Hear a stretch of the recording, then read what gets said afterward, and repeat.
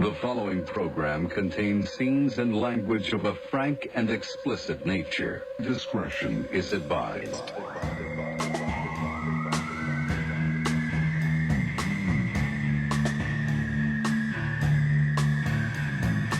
Okay. Welcome to the most excellent, wonderfully holiday-centric special Christmas edition of your favorite podcast besides the Joe Rogan Experience and what's another big podcast? Does Dr. Phil have one or something? Or I'm a Rewatchables guy. Rewatchables is very, very good. Let's talk about that, actually. I think I began last year with this gentleman, and I want to end this year, yes, with you. Please welcome back Steve motherfucking Wendell motherfucking Isaacs. You use my full legal name. That's what I do. That. I appreciate the attention to detail. Yeah, thank you. Thank you. No, thank you. You know that I never call you Steve. You are only Wendell to me for the most part. That's true. I've been calling you Wendell for, I think, like 20 years. Yeah, it's true. I like it. I have a great middle name. It's one of the, I mean, it's unique. Granddad's family name. Is that what it is? Yeah. Wendell Travis was my granddad. That's his middle name? Wendell, or that was his last first name? So I got his. Oh, I like it. You know. I like it. Well, you're always Wendell to me. It's good to have you here. Thank you so much. Good to be here, my friend. A lot has changed for you in the last year. No. Yes. No. Yes. Yes. You have a new job, and also you made the ridiculous choice to become a father. Well, you're working on becoming a father. I forgot. That's right. The wife is pregnant. Yeah. That's. Yes. Oh, okay. Yes, she is. Oh, that's what you mean. Yeah. Okay. So, Yeah. but nothing's actually really changed yet. Right. It kind of feels, people ask like, oh, how's it feel? And it's like, it doesn't feel like anything. I don't have a human life growing in my friggin' gut. I just, I'm like, are you okay, baby? Is everything cool? Everything all right? It feels like a roller coaster. You go to an amusement park and you've never been on that roller coaster. And you're like, oh shit, everything's going to be different after you drop. And like, I have no idea what it's going to be like. People can give you like an idea. I have zero idea.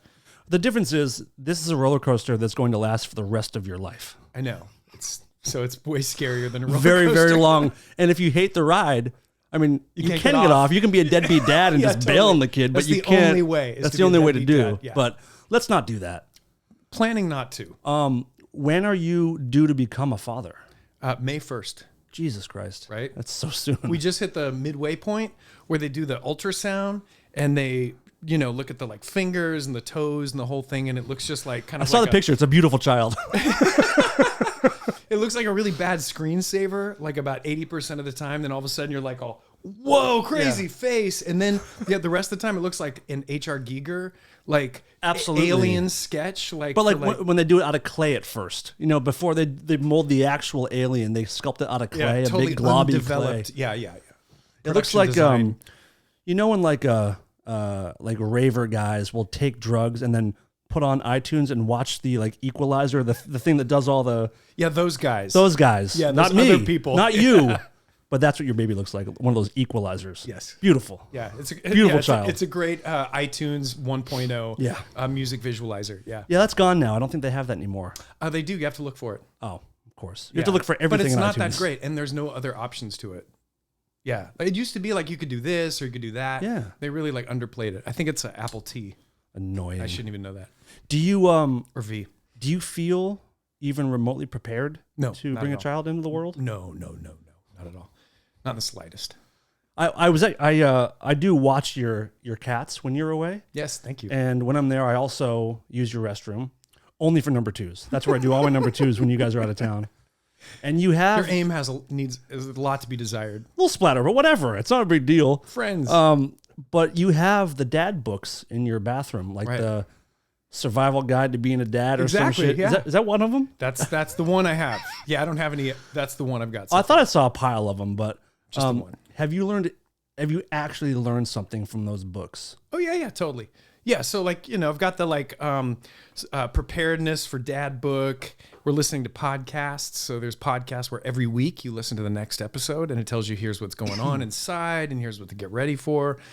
I'm signing up for mailing lists and things like that. So I have learned some stuff that like they talk about like this. These are the 6 types of cries. This is how to swaddle the baby. This is like, all kinds of, there's a lot to learn. But if you ask if I feel prepared, oh, hell no. I don't know if anybody truly does. You may find this question boring, but can you actually tell me some of the cries? I didn't know that there were different kinds of cries for different things. Oh, I don't know. There's like a hungry one. There's a tired one. There's just like, I'm a little shit and I don't know how to express myself. I'm just feeling unpleasant cry. So there's like 6 of those. So some are like based in real things and some are like, I need to, I need time out. Good Lord. I know. We'll see. I'm looking forward to meeting your child. I've known you for my entire time being in LA. So 22 years. Wow. And I'm so excited because I think you're going to be an amazing dad. But I also like can't believe you're going to be a dad because you like much like myself have always we've lived our lives like children in many ways. This is a fact, and I mean it in a nice way. Like we live fun lives where you're not afraid to like go to a theme park or go to get video games, or I could see you like going into a bounce house or some shit. You know what I mean? And I think you're going to be a very good dad. Well, thank you. And speaking of bounce houses. This is an awesome segue. Did you hear what happened in Australia recently? No. Dude. I don't hear much about what happens in Australia recently. Well, you're going to want to avoid the news. There was a bounce house with a bunch of kids in it, and the wind picked it up into the sky, and 6 kids fell out and died. No. Yeah. Wow. Yeah. I'm so torn on that. That's a massive tragedy, and that would make a good scene in a movie. That's sure terrible. would. It's very terrible. Oh my God. That's a lot of wind. I just thought they have a lot of everything in Wizard Australia. of Oz. But like Oz, like Aussie, and the witch, the house, and death. It's a spin. It just came to me. No, but I feel like I am on one right now. So that's tragic. So enjoy being a dad because that stuff can happen. Right on. But rest in power to those kids. Yeah. Hey, you guys, what the fuck happened here?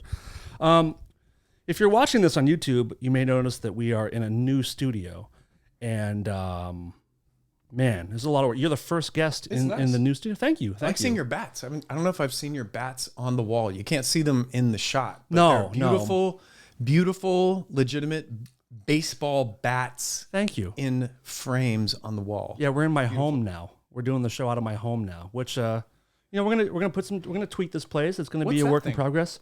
This behind me. Black. Yeah, what's that? Have you seen the original Texas Chainsaw Massacre? I don't think I've actually seen it all the way through. Okay. Well, at the end of the movie, Leatherface takes a chainsaw and cuts up the door of a 18-wheeler. That's the door. No way. Yeah, wow, the congratulations. Door. Thank you. That was one of my favorite finds I've ever had. Oh, I see. Yep. Original truck door ravaged by Leatherface. Wow. Yep. Congratulations. Yep. That's rad. Yeah. You have kids, I get this stuff. I also want to thank you. You did all the legwork and the groundwork for getting a PS5 for yourself, and you had it for how long? 8 hours? No. I had it for like 3 months or 4 months. Was it that long? Yeah, I think so. And then I think so. What happened? You realized that your life was not moving forward, or what was the deal? Because I ended up with it. I ended up buying it from you. Yes, thank you so much. What brought you there, and how could you do such a thing after searching for so long to find one? So I got one. Why can't they make these things? How did they not figure out how to make? It's been over a year. A fair amount of the things. I know there's chip shortages.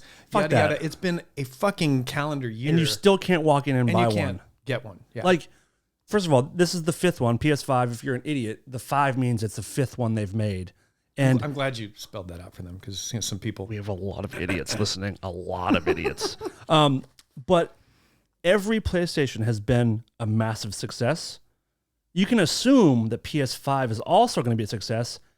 Make more. Make more of the thing. Yeah, it's like they made like 48 of them, and like this should be fine for the holiday rush. I can't buy the chip shortage 100% because people want iPhones and they want MacBooks and things like that. And sometimes you get like it's like 2 weeks late, or it takes you a little bit extra time. Not 6 months or a year. Yeah. Just figure it out, guys. Yeah. So anyway, I got it.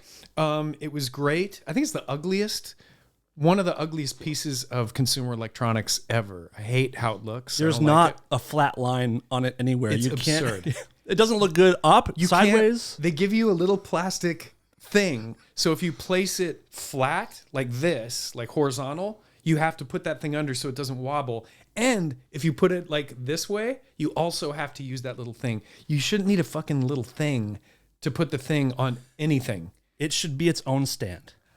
Whoa. Yeah. 2022. Like if this desk was like all curved and you needed props to hold the desk up, it wouldn't absurd. be. Yeah. It's absurd. I played too much Overwatch. I like have I still, even though like I don't drink or do drugs anymore, I still have an addictive personality with certain things. And as soon as I started playing the game Overwatch, I played it all the time. And then I would play it before work. I would wake up in the middle of the night and play it. I would play it any available time I could play. And then I have loaned my PS4 at this point to other people. I've gotten rid of my PS4. I've wiped it. I've deleted the game. And anytime I get it back into my life, I just play it as much as I can. You would play in the middle of the night. You'd wake up and be like, I gotta get some Overwatch in. Yeah, I would wake up an hour and a half, like 2 hours before work, so I could like just play it. It was like a drug. You know, it's like, this is where I want to be. I want to be doing this. I want to be doing this. And so it happened again with the PlayStation 5, and it just looked better. So yeah. I felt like I had to get it out of my life. Well, I'm so happy that you felt overwhelmed because I'm having such a good time with it. Good. I started playing that Ghost of Tsushima game. It's supposed to be amazing. It's unbelievable. I beat it, and like, I mean, it's one of those games where you beat it, but then you can still do like another 30 hours of stuff in it. Mm-hmm. It's basically, Red Dead Redemption, but you're a samurai. Very good. It got very immersed in it. Some emotional moments. So like, how many hours do you think you play a week of games period? When I was deep into that game, maybe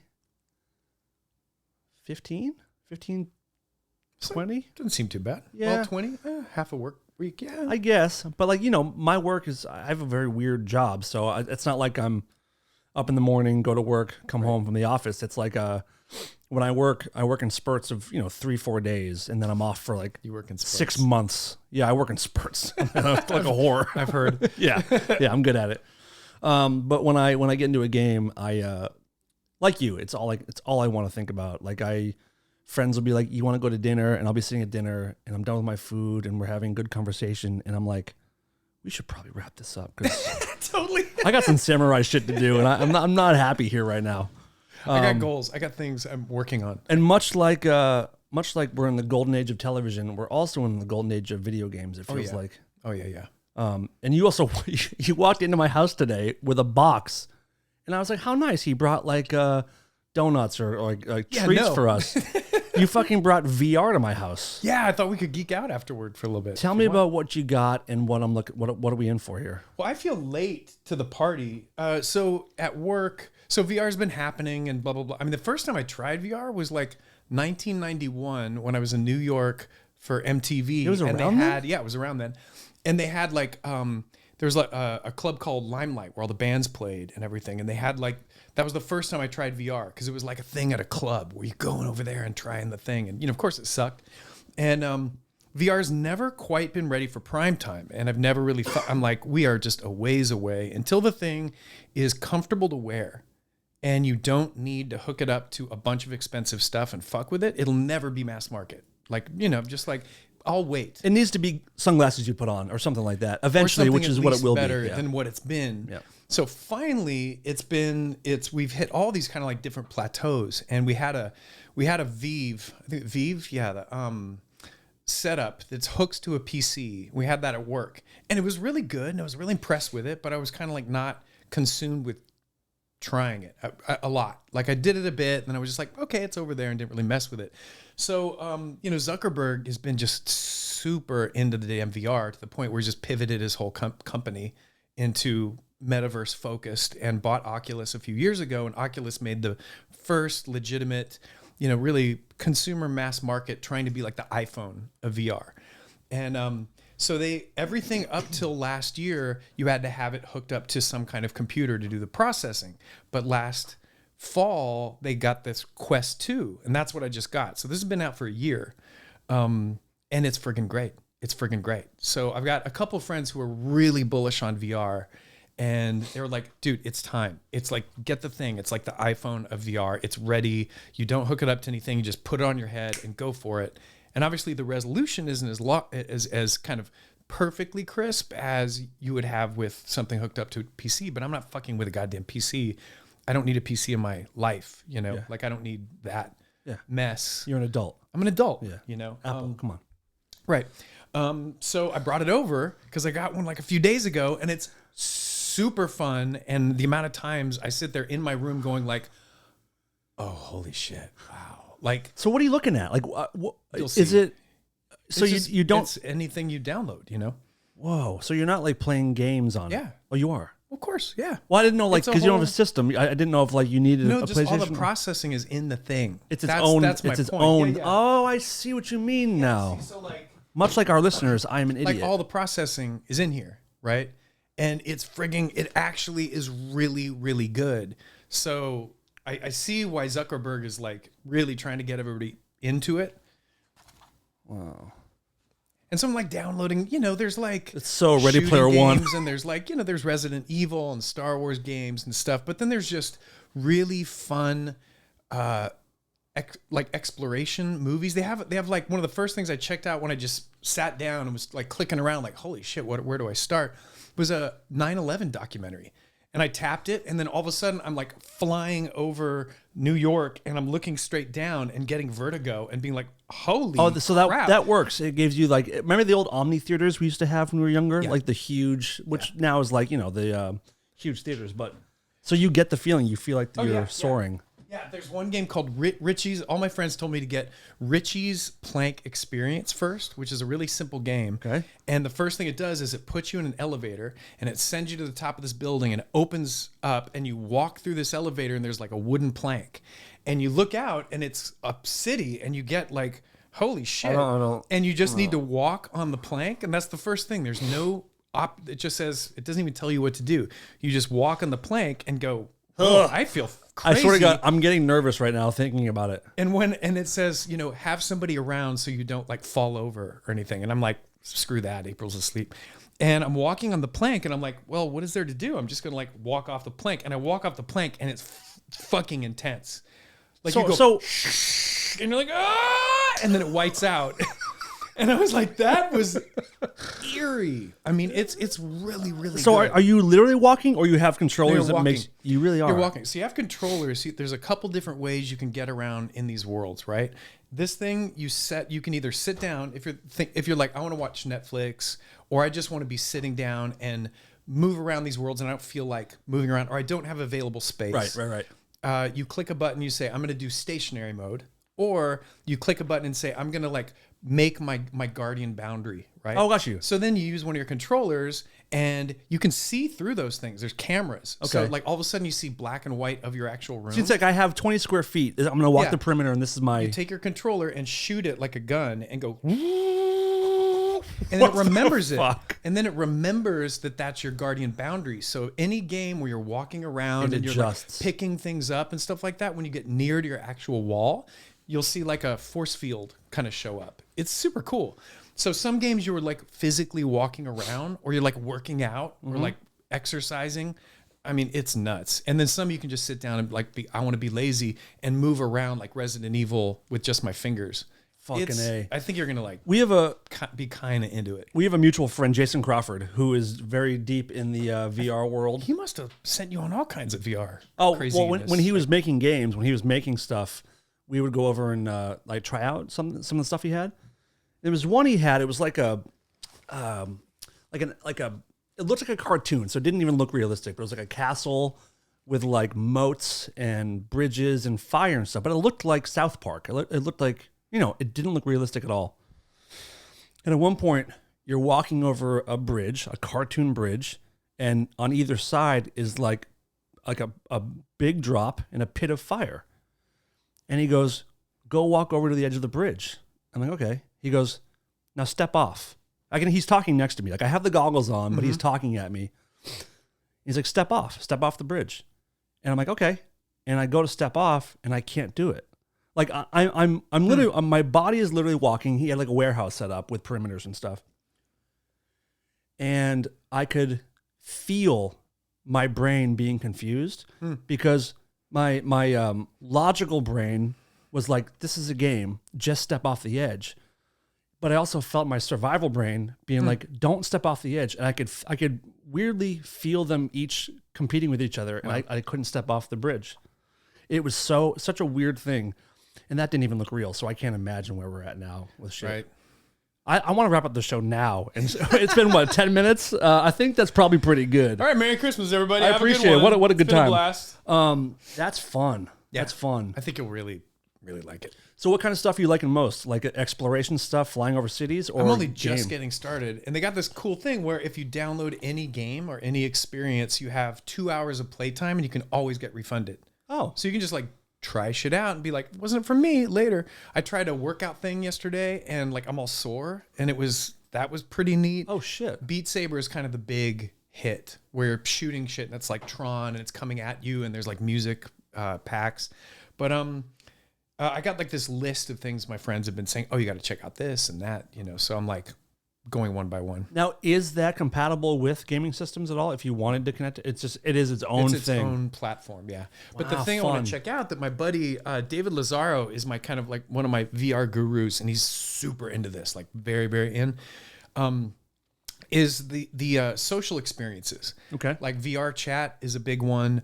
Zuckerberg's one is called Horizon, but where you just show up and you're an avatar and you're cruising around, and it's like Ready Player One Oasis, like super junior, but it's still like you walk into somebody and they're having their, hey man, how's it going? Well, this is my first time here. What's going on? Yeah, I don't know. I live in Michigan and blah, blah. So you're talking to real people in real time in this virtual environment, and they're having concerts, they're having like performances. See, that's where I know that's where we're going. We're going to a point, and like I feel like COVID is also speeding up this process of how do we get people places where they don't want to actually go to? Yeah.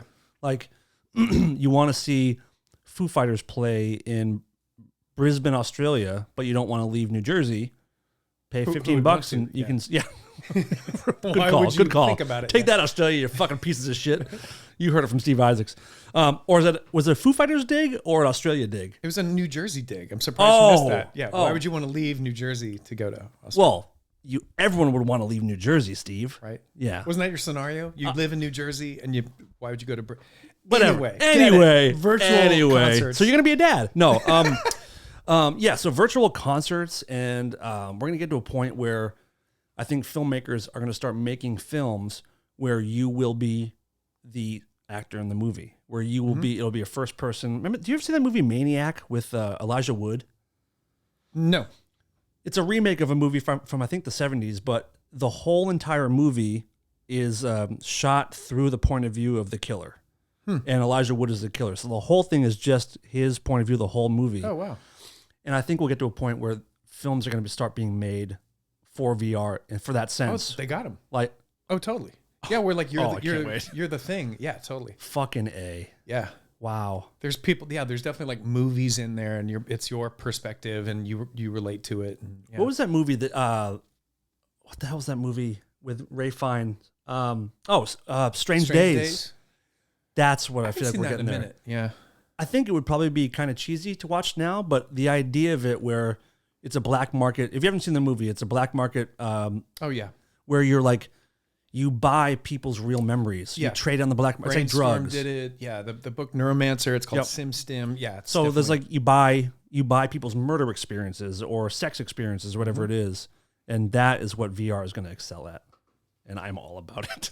Cannot wait. Well, it's like still baby steps, but it is now like, me, I'm bitchy about technology. I don't like stuff that doesn't work. I like when they figure it out. I'm super critical. Which you're probably the best audience for. Made it. Right. Like they actually, I see why Zuckerberg is pushing so hard, or like why he has like an actual passion project for this. And I can kind of like forgive him some of the, a bit of the Facebook bullshit, because it's actually a good product. It's good. Do you have any concerns about where technology is going for as far as society? And oh, sure. I mean, yeah. But I mean, what am I going to do? I want to enjoy the shit I can do, That's kind of where I'm at too. It's unavoidable, right? Yeah. But are we going to get to a point where like we don't, in our lifetimes, do you think we'll get to a point where we no longer have social meetups? I think we always will. Yeah. I wonder. Because you miss a lot. True, but if you're meeting with the same people, but just from your couch and everyone's on VR stuff where you all meet, you guys want to go to Hawaii tonight? We'll have dinner on the beach, and I wonder if we're gonna get to that point. That's what he's trying to push. Yeah, but it still won't actually be Hawaii. But still, it'll be something extra than sitting around watching a movie in your apartment or something. Unless we get that neural link working where like it tells your brain that you actually are experiencing it. Yeah, that sounds good. It's so weird. I'm all about it though. I want to take a second though to welcome a couple new Patreon supporters to the party here. Please do, Dan. I would like to welcome first and foremost Heather Hill. Thank you so much. Steve, you can clap too.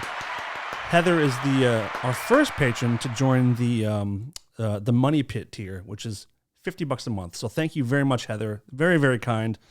And also welcome, good luck with this name. Steve, how would you pronounce this last name? Donna, Tencza.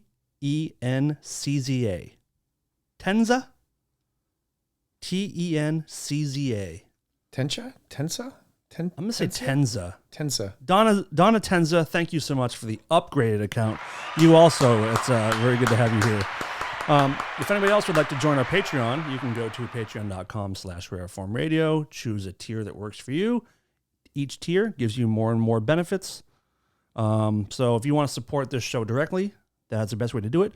Steve, what did you bring us monetarily for tonight? Nothing. Wow. Okay. Well, I brought you love. That's plenty for me. I brought you affection. Another thing, did you happen to watch the Von Dutch documentary? No, I have no content. Have you heard about it? No. Do you remember Von Dutch? Of course. Yeah, he's terrible. He still has galleries, or he still has a shop on Melrose. Drove by it the other day, and I was like, wow, crazy. It still has all the hats and shit? I didn't go in. No, but like, is that what have they pivoted their company to be like? I have no Von Dutch. I have no information. I drove by the other day. Would you mind driving over there right now? Just no problem. Reporting back, letting me know. Yeah, totally. Keep it rolling. You gotta watch this documentary. Like, I feel, what was it, like late '90s? I guess it was early 2000s when all of a sudden, it might have been all over the world, but I feel like LA specifically had this explosion of these fucking trucker hats. Just awful. Wild shit. And I feel really grateful that I never partook, and you didn't either. No. And there's been times when I've, been guilty of getting caught up in a trend here or there, like, big dicks or whatever. Like I got all over it, if you know what I mean. But I avoided Von Dutch.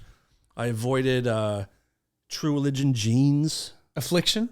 I avoided Affliction. I had an Affliction shirt. No, you didn't. On tour. I did. Yeah, actually I had an on Panic Channel? Yeah. I actually liked it. I liked that shirt. Oh my God. I didn't realize that. Was it what? Wait a minute. Was it your main stage shirt? I don't know if I had a main stage shirt, but yeah. No, you had a couple. Like you had your stage boots, those awesome fucking boots that you had that were like sneaker boots. Mm-hmm. Yeah. Were those Diesel? Yeah, Diesel. Good call. Thank you very much. Yeah, I like me some Diesel. I want to look up Steve Isaac's Panic Channel to see this Affliction stuff. I don't know it was like one shirt of a few. Panic Channel. The problem with that stuff is that, like, it is kind of cool. Like, what's that? The problem is it's trying to be cool. That's where it aged out really fast. That's a good point. Where it was like Von Dutch was for like a whole legion of LA dudes like that. What was the jeans? The seventh. Oh, not True Religion, but anyway, whatever. It's just like a real grasp at. Is that your True Religion shirt or your Affliction? Good call. I think that might be it. Yeah, I like the design. It's cool. It's cool. I wasn't into them as a brand. I didn't know Affliction was Affliction until after, and I saw I think Bret Michaels or something on like Rock of Love, and I'm like, oh God, no, I had You're one like, of wait those. a minute, I wasn't in Poison, and I don't fight in the UFC. Why am I wearing this? No, it is a good look. But you were saying about the jeans, but it's like I think people struggling for some kind of like rock credibility, and they this was before you would just go and buy like an Iron Maiden shirt or some band that you had no actual affinity for. Yeah.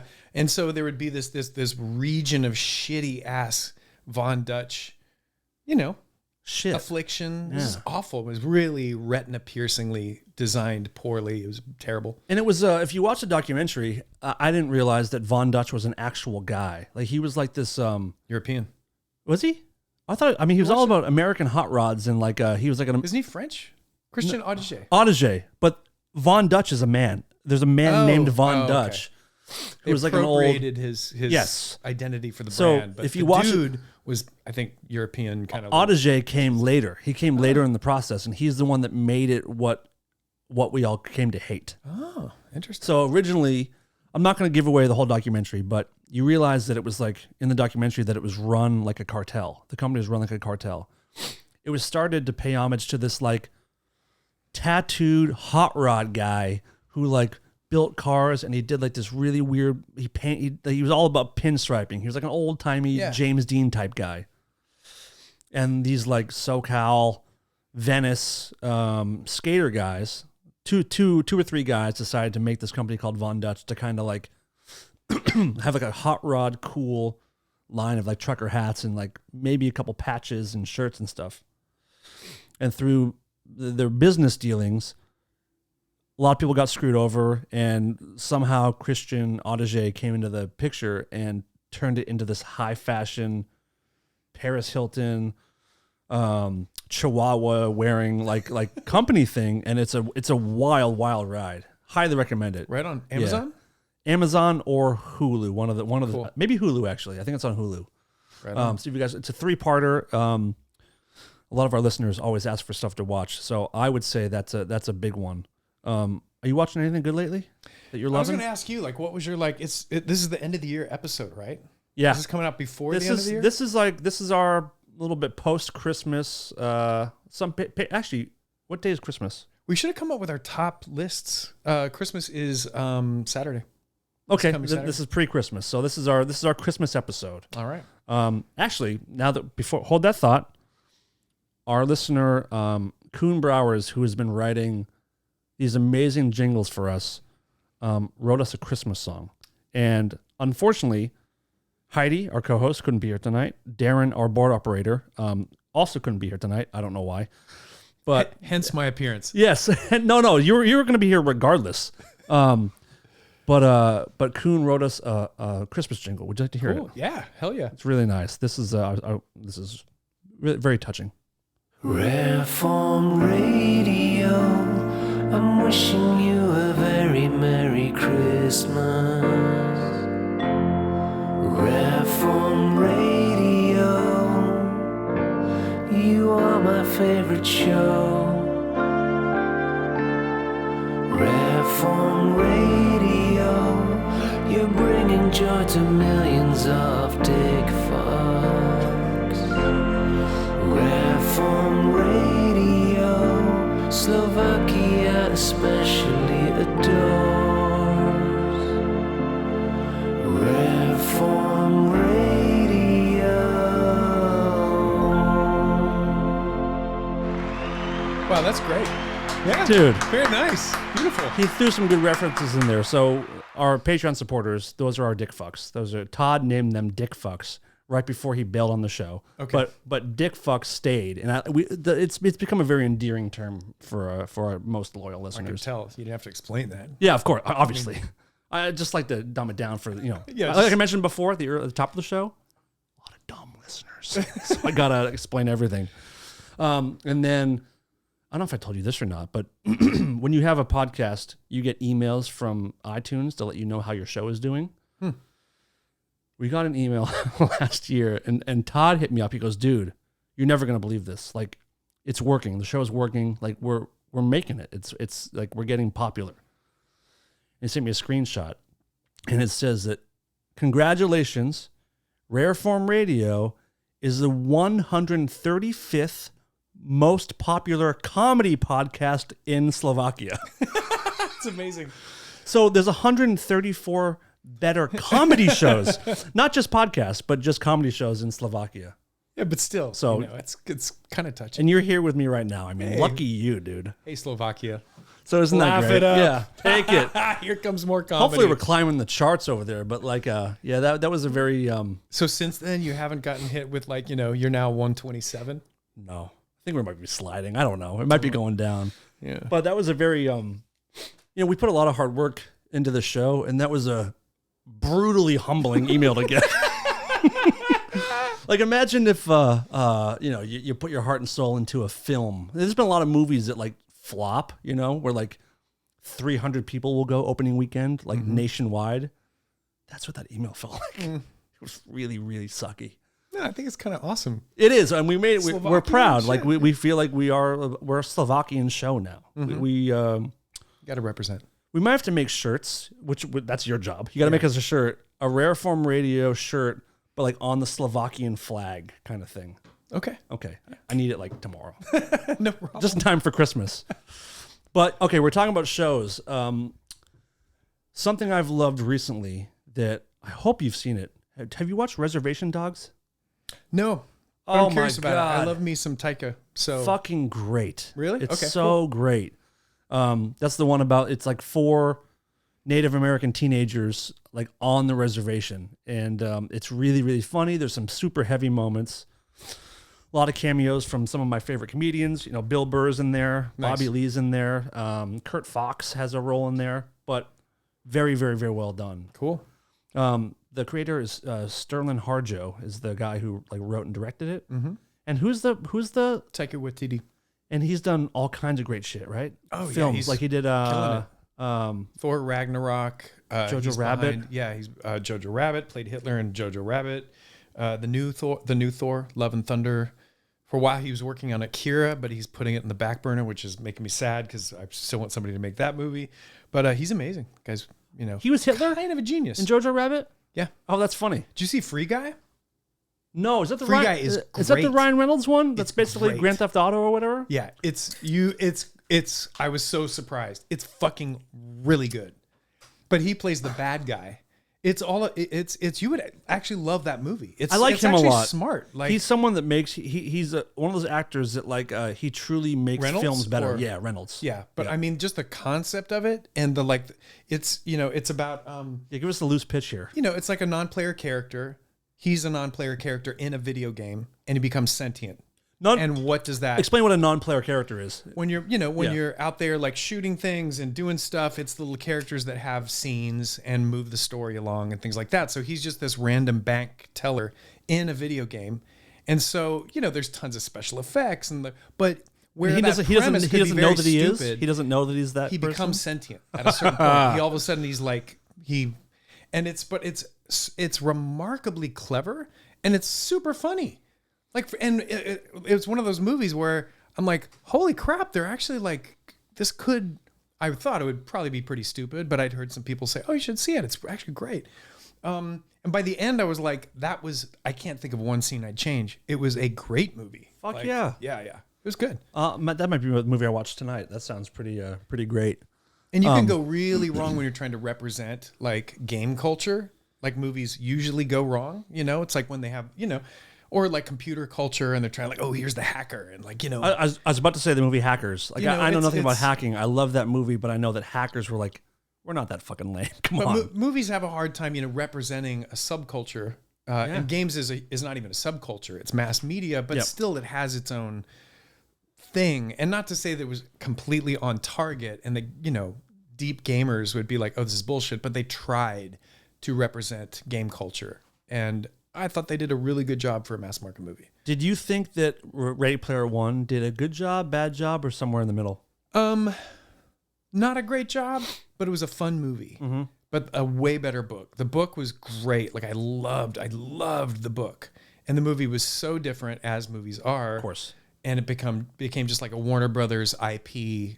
I remember you being so Fast. excited about the movie because of how much you loved the book. Yeah, but then I read the script because we pitched on it. We did a little bit of early work pitching on it, so I knew that I wasn't going to be excited when it came out. But then I saw it, and it was just a fun movie to watch. But my expectations had been mitigated because I knew it wasn't going to be like the book, which was great and idiosyncratic and weird and super geeky and just like very for subcultures. It was like a very great geeky book.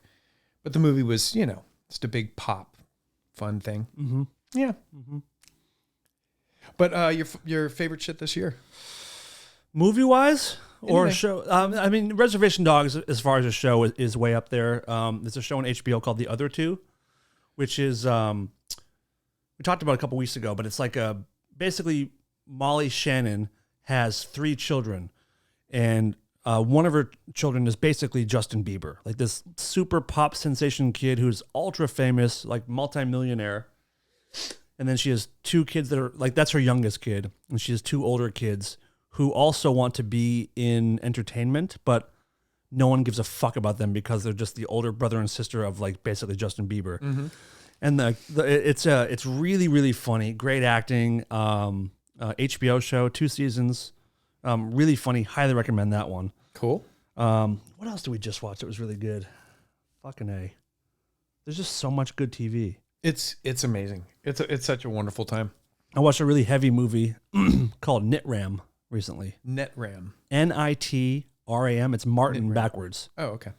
It's about it's a true story of the worst, what led up to the worst mass shooting in Australia history. But the guy that plays the shooter, he's like a teenager.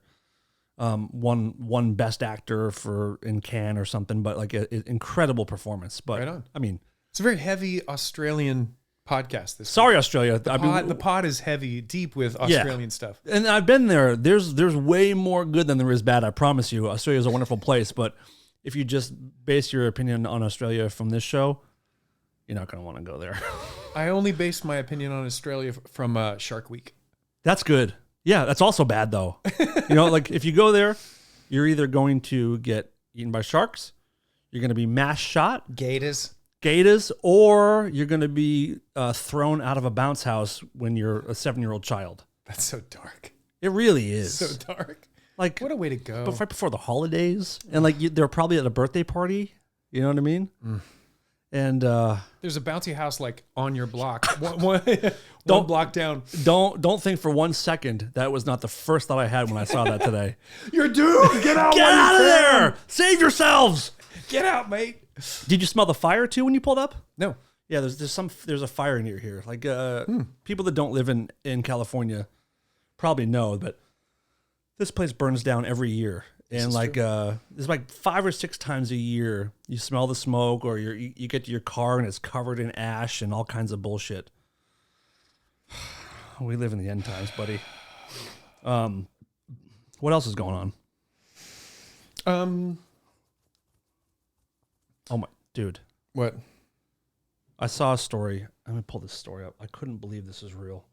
Well, I'll talk about my favorite shit. Please, yeah, of course, please. Number 1. Well, no. I'll work up to number 1. Yeah, we do a countdown. Succession, which season 3 was. That's while it's on, it's the best show on TV, and then it goes away, and then other shows get to be better or get to be the best show. But when it's on, it is the one ever. The best show. It feels like it's the new Breaking Bad. It's so great. Everyone talks about. Just finished like 2 nights, or no, a week ago tonight. I'm like, I feel an emptiness in my soul. It was a great season. For me, the number 1 favorite thing of the whole year, and now I think is like up in my top 10 / potentially like 5, 6, is Squid Game. I deeply love Squid Game from beginning to end. I watched it twice. The second time I watched it in our bedroom in the dark with my Apple headphones on, just completely immersed. I didn't want to talk to anybody and just like really focus in on it. I absolutely adored it. Loved it. It's one of those shows where it was basically the Von Dutch of TV shows where everyone was watching it, except it really did deliver. And I don't think I've heard really any real criticisms besides the fact that, well, I don't want to say it in case people haven't watched, but the VIPs got some argue. Oh, really? Oh, yeah. Okay. That was, to me, that was the one criticism I heard was the VIPs. The end moment, whatever the fuck, like I kind of like that it didn't, that he took the wrong thing. move. Right. I like that, Right. I thought it was kind of cool. I do too. It was a He's little a bad bit more. Dad. Maybe he's never going to figure it out. That was what was crucial, though. That that doesn't spoil anything. If you haven't watched it by now, that's your problem. Yeah. But it's like it constantly put people in situations where they exercise the worst of human nature, and then would totally surprise you, and they would be loving and kind in a moment where I was constantly surprised, where I was like, I didn't expect that I was going to feel like kind of like an emotional, touching, like that was kind of a beautiful thing that person did for that person when I was ready for them to be, like it constantly kept me surprised. And that's what people are. People are surprising. That's people. Which, like, not to be like, it's cheesy, but it's true. Where we all have people in our lives, or we have, that are like maybe kind of shitty people that have these moments of like, how did the Grinch grow a heart? Like, where did that come from? And there's a lot of that in the show. That a lot, Or like, there's like, and then there's like priests that fuck kids. Like, there's people that are supposed to be great that do horrible things or sexy things, however you want to look at it. I mean, I don't know. Again, we have a weird audience. I don't know who's looking for what, but it did have that effect of some really good wow moments and surprise, and because we all like to think we're always going to do like the right thing and make the smart choice, but we don't. And you don't know how your choices, when they feel benign to you in the moment, play to somebody else. Like what their experience, what their read on your behavior is, or the ripple effects, the butterfly effect of your decisions and how that impacts somebody that you're totally blind to. Yep. So it's like, it just, that's what it kind of illustrated to me, as I was just really into it. And I felt just like there was that Marble episode where the two women are about to die, was to me just like a beautiful, beautiful moment. Some incredible writing. I just loved it. Yeah. I just loved it. And the good tension, and like, there's times when you know something's coming, it's unavoidable, but you're still like, oh shit. Oh shit. We're doing a Money Heist, La Casa de Papel. We're finishing that up now, which is great. It's one of my favorites. Is that subtitled? Spanish, yeah. Can't do it. I know. You're sorry. Stupid. I have such a hard time reading television. I know. I wish I didn't. I wish you didn't. I know. Because dubbing is a waste of time. I'd rather not watch it than hear this corny, crappy. You tried to do Squid Game the second time. I was thinking, maybe it's actually okay. And I'd read some stuff that the translations for the subtitles weren't maybe like on. So I thought, maybe the dubbing is better, right? In some kind of way. And I tried it and I made it like a minute and a half. I was like, this is terrible. So I wouldn't want to. I wonder if being a dad is going to improve your patience. Well, it's not patience. It's like quality control. I know, but it becomes a comedy. I'm not watching Squid Game for a comedy, and it's funny when I hear these actors. Oh, that's one of the few times I didn't find it to be that funny. Although I watched it dubbed at the beginning, and then when I was done, I was like, I want to hear what their real voices sound like, and their voices are totally different. Yeah, which surprised me. And like La Casa de Papel is like a Spanish show. If you haven't watched it, it's called Money Heist in America. It's frigging super great. And if you want to watch it dubbed, okay, fine, go for it. But I find it like comical, but like they're like Spanish people, and there's like such like passion in the, like I can feel, you get into a rhythm when you hear a different language, I find, depending on the language. And you can kind of start to get like, I'm getting emotion from this where I'm not getting it if I hear it in English dubbed. Do you know what I mean? Even though it's another language, I'm reading it. And sometimes that can be like, it's distracting. But hey, you know what? I actually like seeing what all the words are. Because I turn on subtitles, unfortunately, with English speaking stuff sometimes. When I'm like Game of Thrones, I would have to put that on sometimes because I wanted to I can't tell what this fucking guy is. Did you ever watch the Oasis behind the music? No, but that sounds great. It had subtitles. Have you seen that Supersonic documentary? No, I kept meaning to, and I fucking love the band, but we'll get it. I'll get it for you. Yeah, I can't find it. I heard it was on Netflix. It came out, and then I just forgot to watch it, but I heard it was great. But yeah, we should watch it. We should do an Oasis date. That would be awesome in the new year when I get back. But they had it behind the music back in the 90s, and they speak English, like real English, arguably, and the whole thing was subtitled because it's like Scottish people. Like Game Over. I have said this before. When I go on tour, I have an easier time communicating with people in Japan than I do in Scotland, and they're speaking English. It's great. It's not. It's like or whatever it is. Yeah. And like what? That was accurate. Do you want a vanilla cookie? Like what are you talking about? It's the most difficult language I've ever had to try to deal with. Yeah. And it's just so fast and like so garbled. Mm-hmm. It's nuts. And you're talking about the emotion of Spanish languages. Has anyone ever tried to sincerely dub a Hitler speech? I wonder how much power it would lose, having him having a dubbed Hitler speech. I love the look in your eye of why are we talking about this? That's exactly what that was. But you're saying you lose the power when you dub something. I wonder if he would sound like an idiot. I think dubbing just sounds kind of. I mean, it'll only ever get a certain like maybe like B- level. So it's like worth it, you know, it's worth it. But that show's great. Like it's violent and fun and it's just heist. It's just every episode in this last season feels like the season finale. I'm like, fucking, how can they keep this up? It's just like so, it's just action movie times 10 every episode. Anyone in it that we know? No, it's a bunch of Spanish people, but they're like great. The cinematography is like a movie. That is a great, great, great show. Okay. Love it. So we're just finishing that one up. Was that your number one? Was that the countdown? No, number one, Squid Game. That's your number one. Yeah. Mare of Easttown was great. Did you see that? So fucking great. Really great. Did not expect that. Really great. I put subtitles on for that a few times. Oh, I was like, because of Philly? Yeah, I'm like a little, you know. Did you see the SNL sketch about Philly? Nailed it. Nailed it. So wonderful. Loved it. My murder dirter. Yeah, that was good. SNL, was it last night, did something crazy? Yeah, it was kind of, I didn't watch it. A bummer. Was Yeah. it really? Well, it wasn't very good. Explain They what tried. happened. Explain what happened to people that are listening. Omicron is hitting New York super, super hard. New York did great. They've been doing great, you know, for months. They've really, I mean, everybody I know in New York, I got a bunch of friends in New York, like everybody's masked. Everybody's doing the right thing. Omicron is just that contagious that all of a sudden now their numbers are going up. Like they're doubling every day. Fuck. But people aren't like, it's not having the death rate, which is great. It's just, it's infecting a lot of people. And so a lot of people are getting sick and having to deal with it. But at the moment, it's not like it was, you know, last year in August or the like epicenter. last winter. Yeah. So, but it sucks and it's like hitting everybody. People are scared. So they had Saturday Night Live last night with Paul Rudd and Charlie XCX, and they told everybody to go home. They had a limited cast, 5 people. There was just Keenan, Michael Che, Tina Fey as a guest, Tom Hanks, and then Paul Rudd. That was it. And then they showed like they showed the stuff that they taped, like the kind of commercials and the music videos, that kind of stuff, and then old sketches. So it was like. It was a real like wah, wah, wah, wah.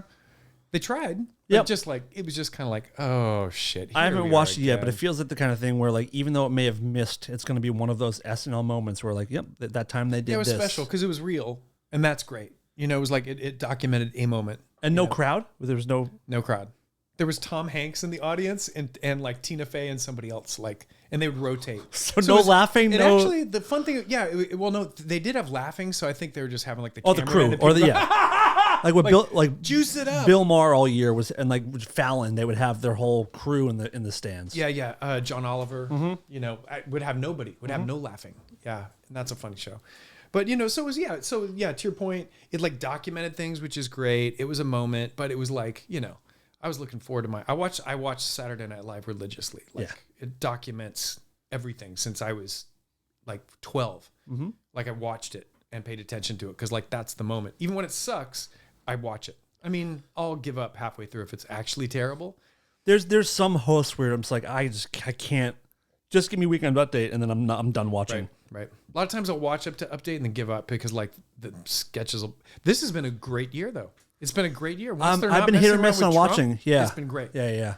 I hear that, you know, it's like because they're not trying to do Trump all the time. It's actually really. I mean, it's been great. The past like 4 or 5 episodes are like exceptional. I'm so weird. Like I love SNL, and I'll go through like a year or two where I never miss an episode, and then. Usually, if I go on tour or go on a trip or something, I kind of forget to watch, and then I just don't catch up. So there was like, you know, but I'm in one of those phases where I'm not really watching. I'll watch like whatever the cool sketch is later. But yeah, when you started watching, who was the cast when you started watching? Oh shit, way like Eddie Murphy, Joe Piscopo, early '80s. Yeah, and that was one of the great times, you know. Do you have a favorite lineup or favorite era? Not lineup, but like Not a favorite really. era. I don't know. Not really. Some of the lineups I didn't like the first time. Like I wasn't really into like Phil Hartman and all that stuff, and I wasn't that into Will Sandler Ferrell and Spade and all that. time. Oh yeah. I was kind of like, it was like, okay, he just seemed like the guy that was in every sketch. But now I look back and I go, wow, that stuff was like really funny. That's weird how it plays different. The Will Ferrell, Sherry O'Terry handoff to like the Bill Hader and that kind of stuff that's my favorite. Nice. My favorite time. Bill Hader was so good.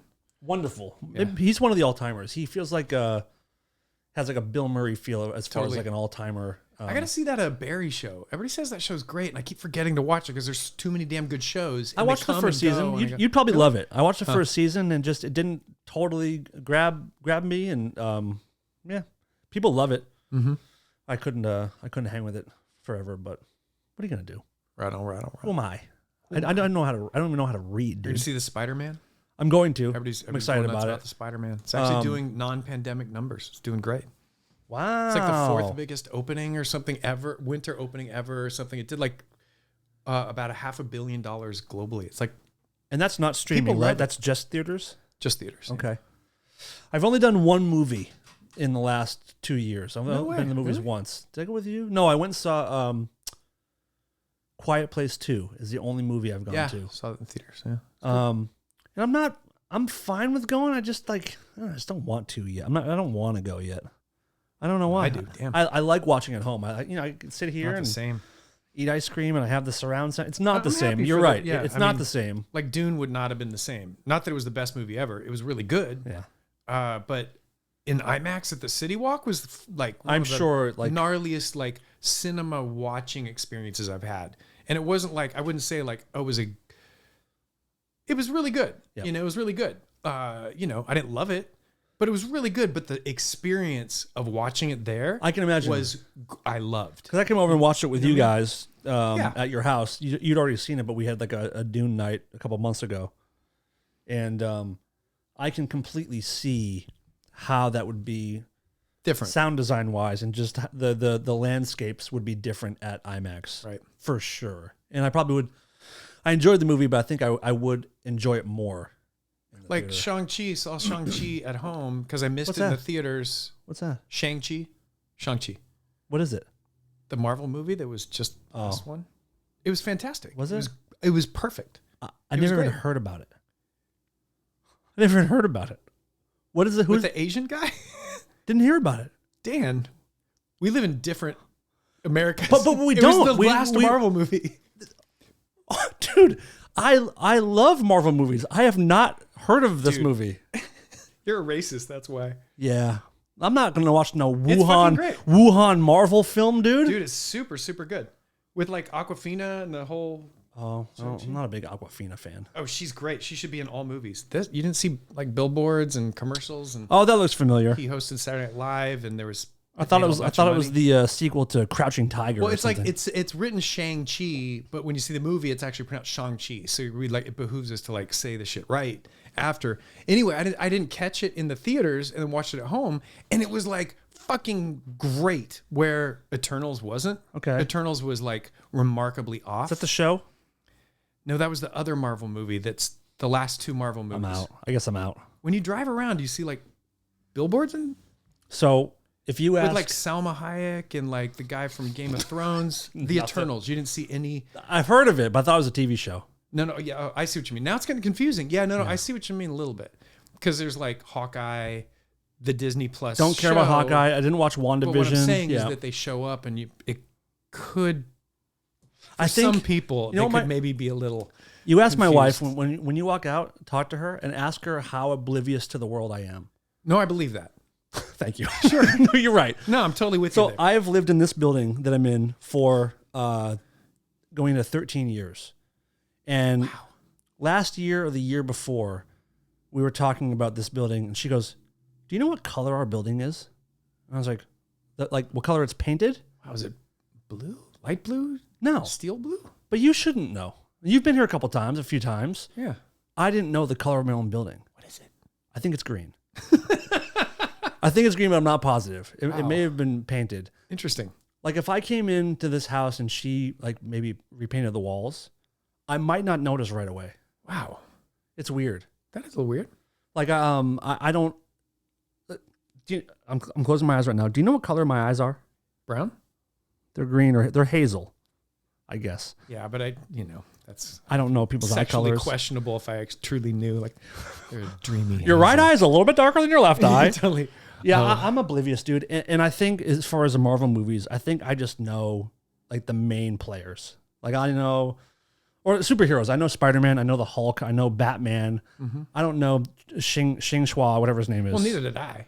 Oh, you didn't? Well, no, it's not like he's a big thing. It just he's Oh, see, I thought maybe in the comics no, he was like Eternals. I didn't know Eternals, but it's like they do spend like hundreds of millions of dollars to like try to let you know that this is a big thing that's coming out. Yep, that's why. But it Eternals flopped. was weak. My point is, Eternals was actually a rare Marvel misfire, where it came out. The director won Best Picture at the Oscars last year. Do you see Nomadland? Loved it. Good Loved movie. it. So she directed. This is actually really interesting. Yes, I heard of this. She was editing Eternals while she was shooting Nomadland in vans driving around the country with Frances McDormand, which is insane. So it sounded like Eternals was going to be like some weird mix of art house, like attention to character and story, and like what the Joker was, kind cinematography. of. Yeah, exactly. Right, Yeah, right. like it might be like a different flavor of Marvel movie, and it just was like okay. It had a lot of stuff. There was good stuff. It wasn't bad, but it was like wow, that just didn't give you like the this is what I came here for payoff that almost every Marvel movie does. And she did that before Nomadland. She was doing it during. Well, no, she shot it before and she was editing it. Yeah, like in some mobile thing. So all that's really interesting, the production wise. But it just left like, I just went wow, and I saw it on IMAX, a full spectacle, and was just like, I'll never think about that movie ever again. And then Shang-Chi was fucking great. Like great characters, incredible action, like the frigging like next level kung fu mixed with Marvel. Well, that's what these movies are. These movies have become like just master classes in action sequences, and I'm all about it. Yeah, but you should see that one. My whole point I was trying to get to is that like I wish I'd seen that in the theater, because I was like that was a great movie, and that I think it would have just like hit me extra being in the theater. Sure. So I do want to like, if possible, see like Spider-Man. I'm going with April's folks on Christmas Day. We're going to the theater. I'm excited about it. Could watch it at home in a couple months, but I don't know. Like some movies are really, worth it. So you guys are not doing the Winter Wonderland this year for Christmas. You usually go to your no. We mom's. already visited. Yeah, they moved to Montana. We already visited them, so I don't have to go be cold, which is I'm excited about. If you guys want to, like, nobody does the holidays like Steve's mom. It is obsessive. I've never seen it in person, but like you post pictures and you send pictures. It's crazy. I mean, in a good way. But it's crazy. Your mom decorates her house the way Buddy the Elf decorated the department store and then overnight there. You know what I mean? Like that's what she does. Yeah. It's wonderful. It is. But it's extreme.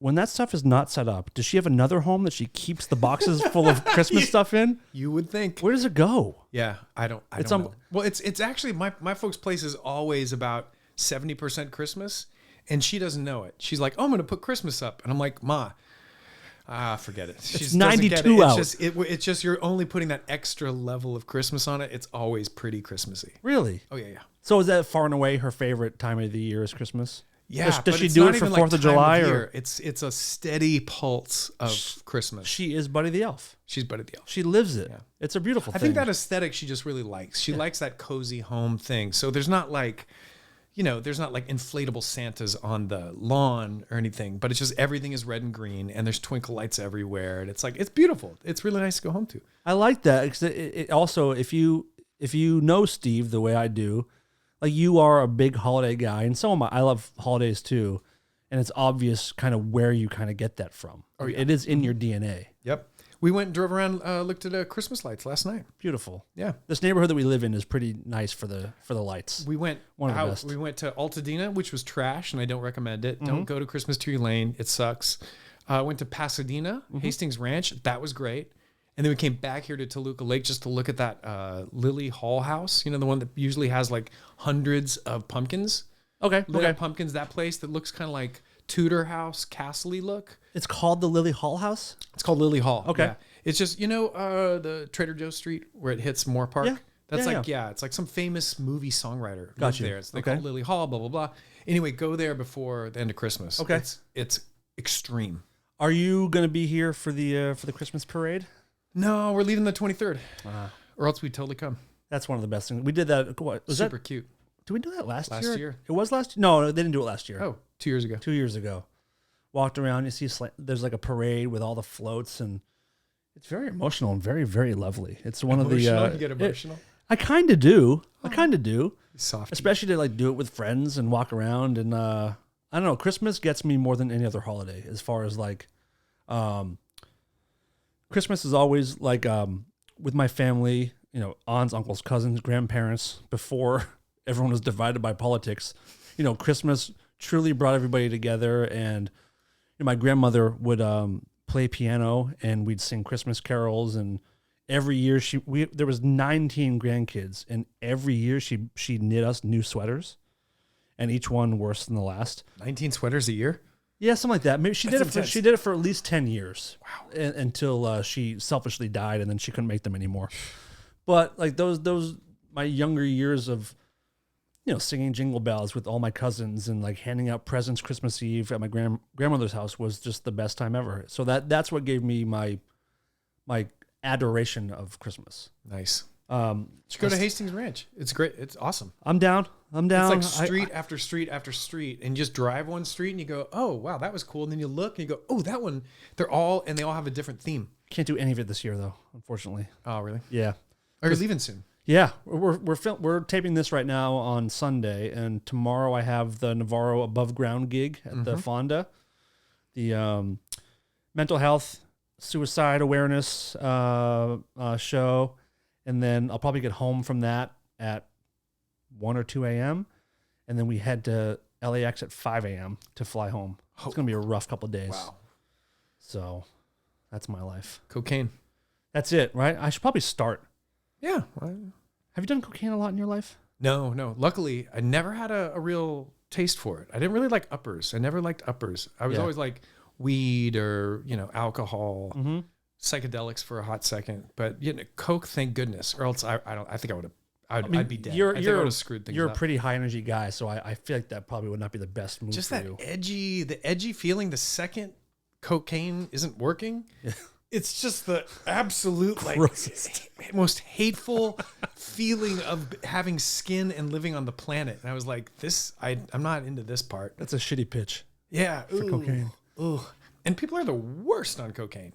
Like they're just and they think that they're fantastic. That's the thing. They think they're having these magical moments, and they're like, "You're terrible. Your voice is terrible. Your face is awful. I hate you," and it's because of the drug. Stop doing the jaw. Stop doing the coke jaw. Don't do the jaw. Don't think we're having a meaningful moment. It's an illusion. It is a drug that go have a bath. I've been around plenty of people on cocaine, and sure. like, you're right. You really do find yourself pretty fucking interesting, and you shouldn't. Yeah. Because you're talking way too much about shit I don't give a fuck about. And I don't give a fuck about much, so coke is a tough one for me to be around. All right. Oh, this I'm drinking a nice blended from Coffee Bean. The Coffee Bean that you and I go to together quite a bit. Fan. And today there's a new barista there, and I'm really upset about it. I want to end the show on a low note, a very, very angry note. Please do. This guy, when you're standing in line to get your drink, like there's people ordering, and he will have full conversations. Like the transaction is over, and he'll ask a question or tell you a story, and there's like kind of hate that. There's 3 fucking people waiting, and like part of me wants to be like, you know, you're nice, you're you know, making society better and conversation, but like, there's also customers like me who may have somewhere to be. I just want to give you money and get my coffee and leave. He's been doing it for months, and I might go Australia in there and just like blow the place apart. You know what I'm saying? Just fucking rat-tat-tat. But today, before the show, I went in there. If you see this, my cup is in another cup. Okay, there's 2 cups. Okay, that's great for the environment. Yes, exactly. And I bring my own straw. I bring my own lid to save plastic. Like I bring my own shit in there because I don't want to contribute to the problems. He makes my cup, and like he goes to hand it to me, and the whole side of it is covered with coffee with like my ice blended. It's like a milkshake basically. It has spilled out, and it's all going down the side. And he goes, "Oh, this one's pretty messy." And I was like, "Oh, you can just wipe it." He goes, "Nah." He just threw it in a different cup, and like the stuff that was between the cups just smushed together like a baby's diaper full of shit. And it really turned me off, and the wastefulness really, really bothered me. Should I have him fired? I think you should try out of general principle. How would I do it? Do I say that he assaulted me? Mr. or Mrs. Coffee Bean and Tea Leaf Incorporated. Mr. Bean. You can't call and or you know, send an email. There's, you know. Don't want to be that guy, though. But you'd be like, hey, this guy's, you know, having conversations all over the place. Blah, blah, blah. This guy's all over the place. I'm just trying to get my coffee. Listen, this guy is too friendly. He's got to go. He's got to go. What, Yeah, what a exactly. great gripe to have. His friendly is getting in the way of my being. You know what I hate? Yes, please tell me. Fuckers. When in Los Angeles, if you don't live in Los Angeles, parking is a big thing. You do a lot of parking, looking for parking, getting into parking places, or leaving parking places, right?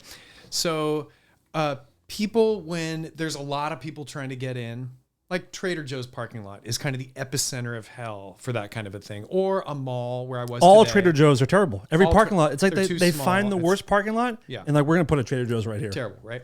So, but the people who know that it's that kind of environment, like you're not like parking in some place where there's tons of spots and nobody cares, where it's like their car's waiting to get into a place, and they go and they walk and they get in their car and they sit there Oh, for like a couple minutes. Like, I don't know if they're like, let's fuck with maps, let's have a conversation, but there's people the waiting, people that like, aren't leaving. Yeah.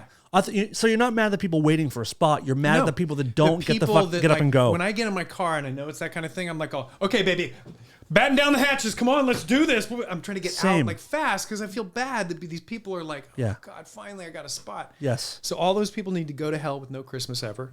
I'm into it. Okay. I'm into it. I'm into with it. Your barista. And there's also times when, because I agree with you, where I'm going to my car, I'm gonna get into it, and I know I'm not leaving right away. I will tell the people waiting, like, I'm not leaving. That's nice. Yes. Yeah. I'll be like, I'm sorry, I'm not. For whatever reason, I gotta jerk off real quick. I can't rub one off. I got shit to do. And but yeah, you're right. The people that just like, I don't know if they're oblivious or they're purposely trying to not give a fuck that people are waiting. Either way, off with their heads. Right on. I think we've Merry Christmas, everyone. I think we have we've done some healing tonight. We've worked through some stuff. Are you do you do gifts with April and yourself? Christmas gifts? Yeah, I got her some gifts. We're not supposed to because we're going to Hawaii for a baby moon.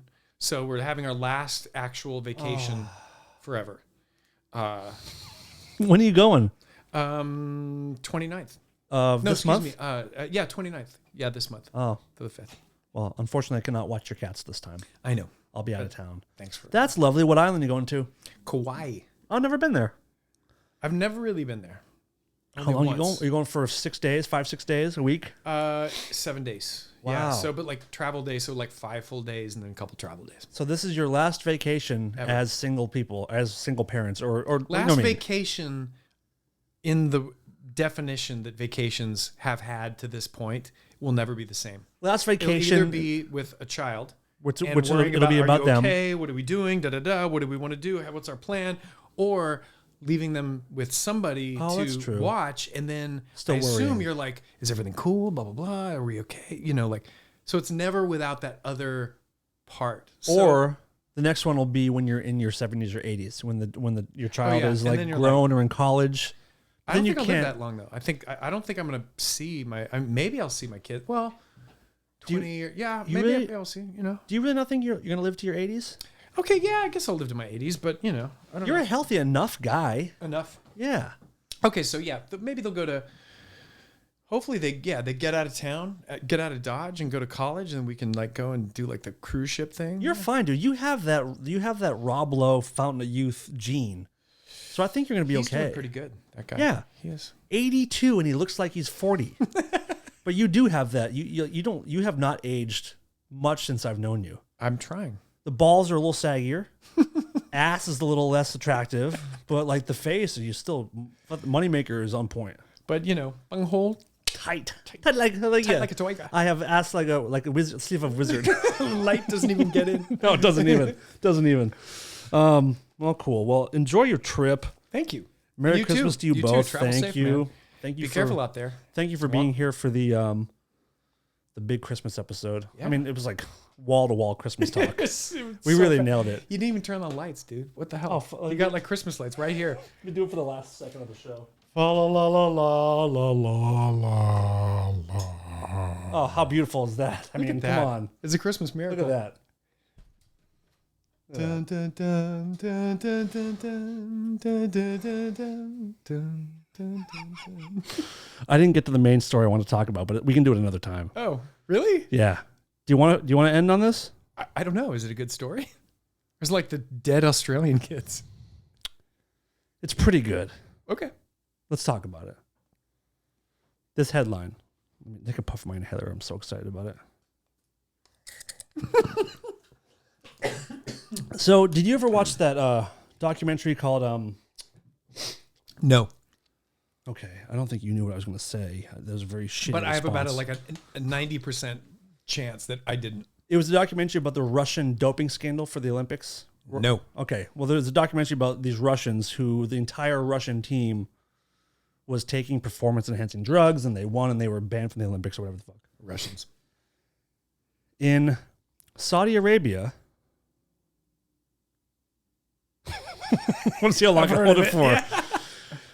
They have camel beauty contests. Okay. Did you hear about this yet? No, but I mean, of course they do. There is And why not? There's a bit of a kerfuffle over there. Gesundheit. Thank you. Mm-hmm.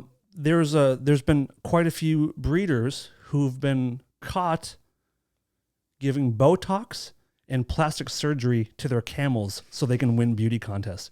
Plastic surgery.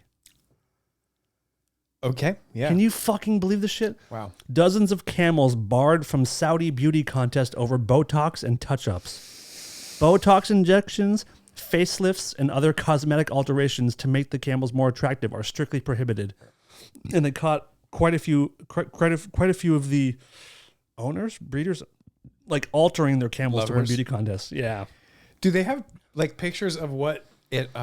Like before and after, or like what their idea of not an attractive camel is with their idea of what an attractive camel is? Yeah, I can't imagine what a good-looking camel looks like. How do you know the difference? Like, really? like, oh man, I would fuck the shit out of that one. Lips, my God, wow, it's like some Kardashian. Look lips at on that that tongue. Thing. Fucking A. Look at the tits on that one. I don't know what it would look like, but I love that that's a thing, and I cannot wait for. It's 2021 now. The 2027 Netflix 4-part documentary about the camel beauty contests. My God, that's all. I just love that that's a thing. In Dubai, Saudi authorities have conducted their biggest ever crackdown on camel beauty contests. Contestants that received Botox injections and other artificial touch-ups. The state-run Saudi press agency reported Wednesday with over 40 camels disqualified from the annual pageant. I love it. I love that that's a thing. I love it so much. Man. Would you ever get any plastic surgery? No. I wouldn't either. I would kind of like a breast reduction a little bit, because I don't want to change my diet, but I also don't want to develop like real moobs. So I think I want to get it done quickly. A moob reduction? Do the Angelina Jolie. I want to have my breasts removed before I even have a problem. Oh, I forgot about that. Huh? Yeah. Remember that? She had a double mastectomy, just like preventative. Wait, really? Yeah. Why don't I remember that? This was like 5-6 years ago. Wow, crazy. And she had, really wonderful breasts, like historically beautiful breasts. I hate that word. Breasts. Moist. Is it as bad as moist? Do you hate moist? Yeah, it's terrible. I have a tough time unless you're with talking panties. about cake or brownies. There's no reason for that word to exist. What about panties? Moist panties. Right. Hey, well, just the word moist. Oh, I see. Yeah. In 2013, Jolie got her breasts removed because she carried a BRCA1 gene mutation that puts her at increased risk of developing breast cancer. So she didn't even have an issue. She just had them removed just in case it were to happen. Now I remember. Yeah, that was a friend of mine just did the same thing. Really? Yeah. That's a choice. Actually, last year, you did the residency in, I think, January last year. The rare form residency. You joined me for, I think, for the month of January. Or March. I forget what it was. Anyway, our February co-host, Helen Hong, comedian, she just had the same thing done. Wow. I don't know if she had an issue, but she, rather than deal with an issue later, just take them now. You get implants and you avoid the eventual tragedy of breast cancer, which is a serious thing that affects a lot of people. Mm-hmm. Yeah. The more you know, everybody. And that's how we're going to end the show with Breast Cancer Awareness Day. The Christmas Plastic episode. surgery camels. Yep. It's the Christmas episode / breast cancer awareness / dead Australian kids episode of Rare Form to button up the holiday season. It's a Christmas miracle. It really is. Thank you, sir, for being here. Glad we could hang out. We still have to do a Patreon music episode. Remember we talked about doing this where Yes, we did. you, me, maybe Navarro each bring in a few songs and That'd be fun. we break apart like why they're so great. What and, makes this song great? Yeah, we'll be like Rick Beato. And I'll just what's that? Oh, that's the guy dude that on yes, YouTube. So great. so fucking good. What a fucking genius. So basically, this guy he finds songs that we all like, and basically he tells you this is why you like it. This is why this song is so good. Here's the guitar part. Here's the vocal melody. Right. Here's all this. Like if you're not a musician and you wonder how songs are structured and written, he's a cool. And even if you are a musician and you want to learn how to write better songs, watch this guy. It's really good for music geeks because he goes deep, and sometimes he talks about the modes and things like Loses Me, and then a lot of times it's accessible for a lot of people. Sure. So there's deep knowledge in there, and then there's just like whoa, and then the fucking drums come in, and then he'll cut and he'll go and he'll like play.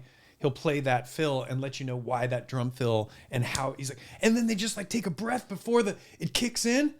You hear that? Yeah. That was intentional. Bang, and like, oh, you hear right here, you can hear his like fingers falling off the bass strings, but they left it in, and it's like, and he's so geeky. excited Yep. about everything. Yep. It's actually great. he kind of reminds me of you in some ways of like when he has full excitement about something, like you can't contain your excitement about something in a good way. Moist. Thank you, Steve, for coming in. Hey. I'm going to Happy holidays. I'm going to end this with our Christmas song again because I just love it so much. It's great. Kuhn, once again, you killed it. Thank you so much for the songs. He's written us a few jingles so far, and it's one of my favorite moments of my podcasting show career to have a show where people write songs about it. Pretty cool. It really is. Like I grew up listening to Howard Stern, and people would send in songs all the time, and for me, it really is. It's like he sent the first one in like a month or two ago, and it was like an oh shit moment of, wow, people, you're really listening. You really decided to take some time out of your day to write some jingles. But So cool. So Kuhn, thanks again. Merry Christmas to everybody listening. Merry Christmas to you, Steve, and your beautiful wife, April. Have a great trip. And I can't wait to interview your kid eventually on here and say, listen, you little whippersnapper, I've seen your dad's butthole before. And more than once. Well, good times. Yeah, good times. Steve, thank you, buddy. I love you. Merry Christmas. Love you too, brother. Enjoy your holiday, and we will see everybody else soon. Radio. I fucked it up. I had it muted. I'm going to do it again. Here we go. Once again, Merry Christmas. Rare Form Radio. I'm wishing you a very Merry Christmas. Rare Form Radio. You are my favorite show. Rare Form Radio. You're bringing joy to millions of dick fucks. Rare Form Radio. Slovakia especially adores. Rare Form Radio.